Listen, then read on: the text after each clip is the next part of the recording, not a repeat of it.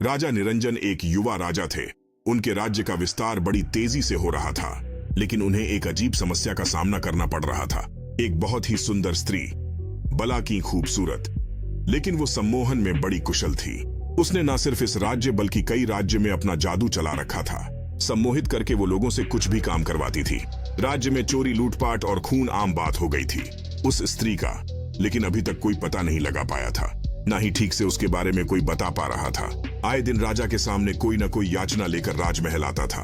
राज्य में चर्चा थी उस स्त्री का अंतिम शिकार राजा होगा, क्योंकि राजा को सम्मोहित करके वो राज्य की रानी बनना चाहती है। तब से राजा की सुरक्षा भी और बढ़ा दी गई। एक दिन एक भाई अपनी बहन के साथ राजमहल में आया। दोनों की हालत बहुत खराब थी। भाई अपने बहन के माथे पर हाथ रखा था। बहन घायल थी और वो जन्म से ही बोल नहीं पाती थी। राजमहल में उसे जाने नहीं दिया गया। सैनिकों ने उसे द्वार पर ही रोक लिया। राजा ने दूर से यह देखा और उन्हें पहले उपचार के लिए राजमहल के उपचार केंद्र में भेजा गया। राजा ने स्वयं उपचार केंद्र जाकर उन्हें देखा। भाई और बहन दोनों रो रहे थे। रोता हुआ भाई बोला कि मैंने बड़ी मुश्किल से इसके विवाह के लिए स्वर्ण आभूषण बनवाए थे, लेकिन वो सम्मोहिनी हमें सम्मोहित करके सारे आभूषण लेकर चली गई। मेरी बहन मुझसे ज्यादा सतर्क थी, इसने उसकी आंखों में ना देखा, इसलिए जब वो आभूषण छीन रही थी तब इन दोनों में छिना झपटी हुई और इसकी यह हालत हो गई। राजा ने उस लड़की की ओर देखा। मासूम सी लड़की सहमी सी बैठी थी। राजा ने उससे पूछा कि क्या तुमने उसे ठीक से देखा है? उसे पकड़ने में हमारा सहयोग कर सकती हो? उसका भाई बोला, सरकार यह जन्म से ही गूंगी है, बोल नहीं सकती। राजा ने उससे पूछा, क्या नाम है तुम्हारी बहन का? वो बोला, सरकार इसका नाम बाती है और मेरा मंगल है। राजा उस समय वहां से चला गया, लेकिन उस मासूम लड़की का चेहरा और रोना उसकी आंखों में घूमता रहा। शाम को राजा फिर उपचार केंद्र गया।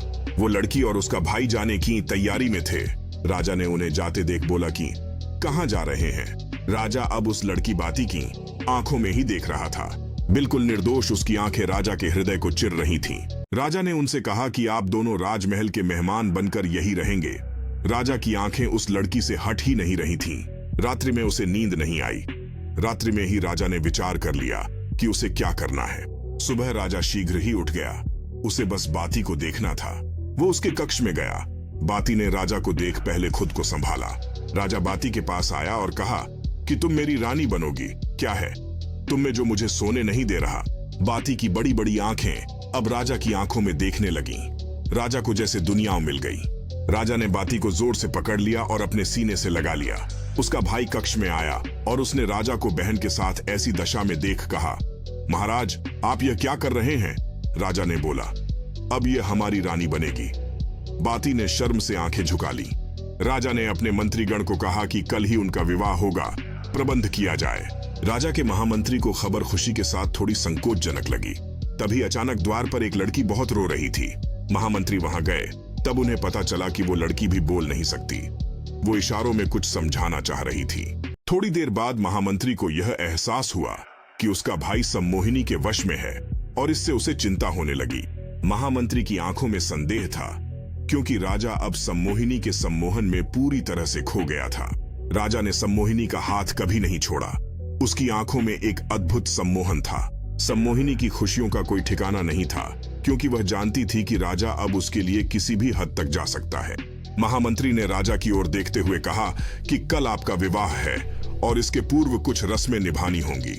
महामंत्री ने राजा को चेतावनी दी कि इस स्त्री के साथ एकांत में रहना सही नहीं है, लेकिन राजा ने उसकी बात नहीं मानी।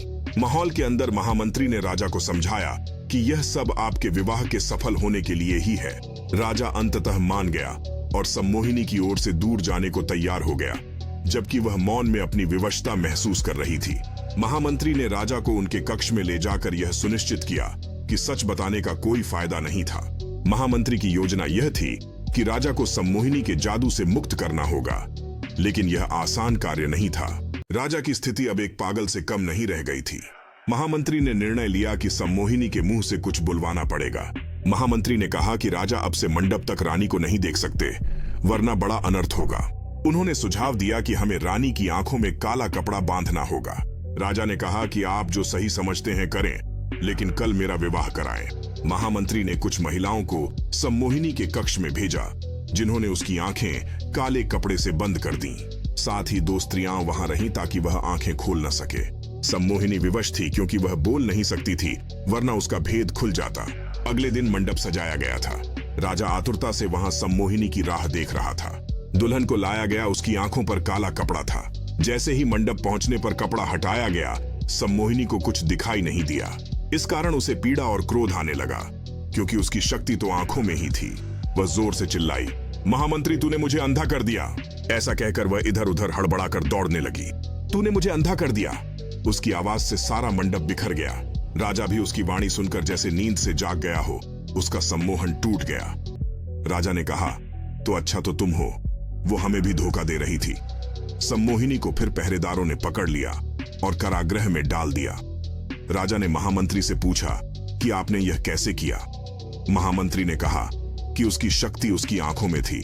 मैंने कुछ समय के लिए उसे एक पदार्थ से अंधा किया और उसकी असलियत सामने आ गई।